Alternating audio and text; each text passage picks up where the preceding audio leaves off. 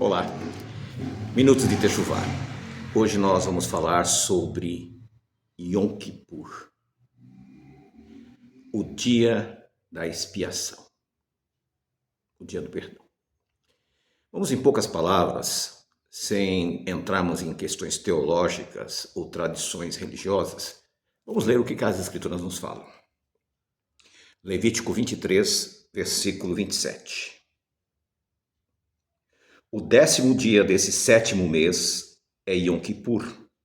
Realizem uma convocação sagrada, humilhem-se e tragam a Yehová uma oferta feita pelo fogo. Não realize nenhum tipo de trabalho nesse dia, pois é Yom Kippur, para fazer expiação por vocês diante de Yehová seu Deus. Quem não se humilhar nesse dia será eliminado do povo, e eu destruirei dentre seu povo que realizar algum tipo de trabalho nesse dia. Não realize nenhum tipo de trabalho. Esse é um regulamento permanente por todas as vossas gerações. Não importa onde vocês vivam, ele será para vocês um Shabat de descanso absoluto e você se humilhará. Descansem o seu Shabat da tarde do 9º dia do mês até a tarde seguinte. Esse dia para o povo de Israel sempre foi um dia difícil, porque era o dia em que o sumo sacerdote iria entrar na presença do Criador, no Santíssimo. Nesse dia era celebrado vários sacrifícios, entre eles a novilha vermelha era sacrificada, ela era queimada, inclusive com os excrementos, com os cascos, com tudo, com chifre. Aquela cinza era colocada numa vasilha ali, e daquela água o sumo sacerdote se banhava para se purificar. Eram separados 2 bodes, exatamente iguais. E esses 2 bodes eram colocados diante do sumo sacerdote. O sumo sacerdote colocaria as mãos sobre a cabeça, sobre o chifre, a cabeça de um dos bodes, e simbolicamente iria passar o pecado da nação. Por outro lado, o outro bode seria sacrificado. E o sangue daquele bode seria colocado nas pontas do altar, nas 4 pontas, e o sangue seria espargido à direita no Santíssimo. Só era permitido entrar no Santíssimo uma vez no ano. E toda a nação ficava ali ansiosa, esperando a saída do sumo sacerdote. Muitas lendas e tradições falam sobre esse dia. Não vamos entrar nesse aspecto.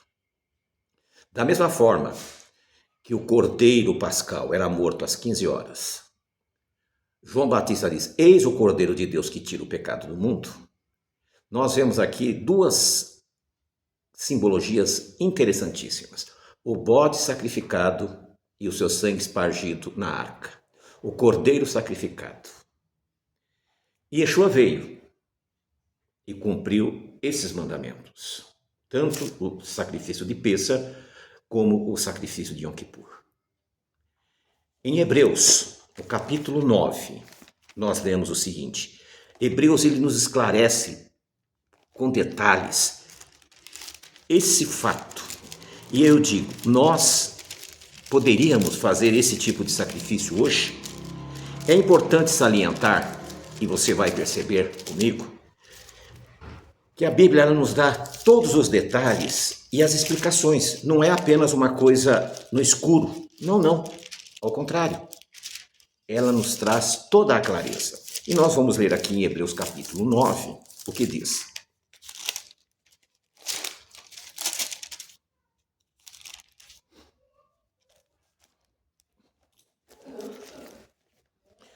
Capítulo 9, versículo 1. Ora, a primeira aliança possuía regras relativas à adoração em um lugar sagrado aqui na terra. Uma tenda foi erigida chamada lugar sagrado. Nada havia para ser feito em outro local. Tudo teria que ser feito ali. E aqui no capítulo 9 ele vai descrevendo. Eu sugiro que você leia, para não ficar muito longo o vídeo. Continuando. No versículo 9. Isso simboliza a era presente e indica que a consciência da pessoa que desempenha o serviço não pode ser alcançada pelas ofertas e sacrifícios realizados, porque essas práticas envolviam apenas comidas, bebidas e diversos tipos de lavagens cerimoniais, regra concernentes à vida exterior. impostas até o tempo em que Deus reformulasse toda essa estrutura. Então aqui Hebreus especifica que tudo aquilo era um simbolismo.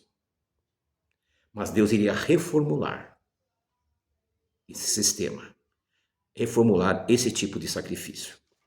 Quando o Messias apareceu como Cohen Gadol, sumo sacerdote das coisas boas que já estão acontecendo, então por meio da tenda maior e perfeita, não criada pelos homens, isto é, não pertence a esse mundo, ele entrou no lugar sagrado de uma vez por todas.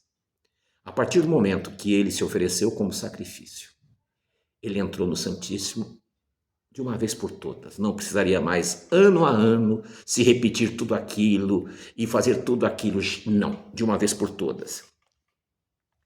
Ele o fez não por meio de sangue de bodes ou de bezerros, mas pelo seu próprio sangue, libertando dessa forma seu povo para sempre.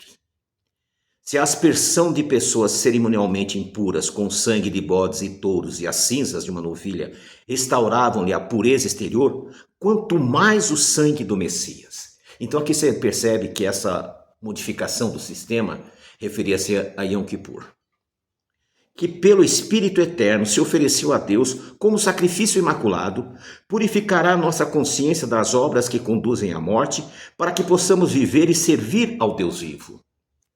Por causa dessa morte, ele é o mediador de uma nova aliança. Jeremias 31:31. Eis que faço uma nova aliança com a casa de Israel e com a casa de Judá. Visto que sua morte liberta as pessoas das transgressões cometidas sob a primeira aliança, os que têm sido chamados para receber a prometida herança eterna. No caso de um testamento, é necessário que se apresente evidências da morte de quem o fez, porque o testamento só tem efeito em caso de morte. Ele jamais vigorará enquanto a pessoa estiver viva. Esta é a razão pela qual a primeira aliança também foi inaugurada com sangue. Depois de Moshe ter anunciado cada mandamento da Torá a todo o povo, ele pegou sangue de bezerros, água e usou lã escarlate e isopo para aspergir o rolo, e todo mundo dizia: este é o sangue da aliança que Deus ordenou. Da mesma forma, aspergiu o sangue à tenda e todos os utensílios de suas cerimônias. Pois, segundo a Torá, quase todas as coisas são purificadas com o sangue. De fato, sem derramamento de sangue não há perdão de pecados. Portanto, é essa a razão pela qual as cópias das coisas celestiais deveriam ser purificadas. Mas as próprias coisas celestiais requerem sacrifícios superiores a esses, porque o Messias entrou no lugar santo, que não foi feito por seres humanos, mera cópia do verdadeiro. Ele entrou no próprio céu para se apresentar agora a nosso favor na presença de Deus. Além disso, ele não entrou no céu para oferecer a si mesmo repetidamente, como o Cohen Gadol, o sumo sacerdote, que entra no lugar santo ano após ano com sangue alheio. Se assim fosse, ele teria que sofrer muitas mortes, desde a fundação do universo. Mas agora ele se apareceu uma vez no fim dos tempos, a fim de eliminar o pecado mediante o sacrifício de si mesmo. Da mesma forma que os seres humanos devem morrer uma vez e depois disso vem o juízo, também o Messias, tendo sido oferecido uma única vez pelos pecados do mundo, aparecerá a segunda vez, não para lidar com o pecado, mas para libertar aqueles que esperam ansiosamente a sua vinda. Nós temos aqui a clara explicação. Yom Kippur encerrou justamente no Calvário, da mesma forma que o Cordeiro de Pêssar. O Cordeiro de Pêssar era morto como um sacrifício ao Deus bendito. Nós hoje não sacrificamos mais cordeiros. Nós celebramos, sim, no dia 14 de Abib, o Seder, a ceia de Yeshua, que ele estabeleceu. E no dia 15 de Abib nós comemos ervas amargas, a matzá, e durante uma semana nós celebramos a festa dos pães sem fermento. Agora, Yom Kippur são sombras. Yeshua já pagou o preço. Muitos vão ficar escandalizados porque eles querem pagar o preço de novo, através de um sacrifício de tolo. Após a destruição do templo por Nabucodonosor, a primeira coisa que eles fizeram, os seus soldados foram entrar e correr para o Santíssimo para pegar a arca. Eles achavam que a arca tinha alguma coisa especial. Quando entraram no Santíssimo, não tinha mais nada. Pouco tempo antes, Jeremias e outros sacerdotes esconderam a arca. E essa arca está oculta até hoje. Se não há arca, não há o compartimento santo, não tem como celebrar Yom Kippur. Na volta do exílio, na reconstrução do templo, não havia mais o compartimento do Santíssimo. Nunca mais foi feita a cerimônia da novilha vermelha. Nunca mais foi feita a cerimônia dos 2 bodes. Em seu lugar, os sacerdotes e depois os rabinos criaram um jejum de 25 horas, acreditando que se sacrificasse a carne, o espírito iria ficar vivificado. Toda vez que você tenta jejuar para obter o perdão, você está sacrificando o Cordeiro de Deus. Ele já fez isso por você. Yom Kippur é o Shabat, sem sombra de dúvidas. Porém, não é um dia de tristeza, não é um dia de melancolia, não é um dia de sofrimento. É um dia de gratidão pelo grande sacrifício feito por Yeshua ao dar sua vida e entrar na presença do Pai, no Santíssimo. Muitos discordam, muitos querem trazer de volta o que já foi deixado de lado. Há pelo menos 2.500 anos, o Santíssimo aqui na Terra não existe mais. Mas há 2.000 anos, no Santíssimo do céu, Yeshua está lá como nosso sumo sacerdote. E toda vez que você chegar a Ele e pedir perdão pelos seus pecados, o que vai acontecer? Você vai ser perdoado. Não por sangue de bodes, de cordeiros, nem por sacrifício de tolo, mas pelo Espírito nós somos vivificados e através do sacrifício de Yeshua nós somos perdoados. Se você tiver dúvidas, entre em contato, vamos tentar te ajudar.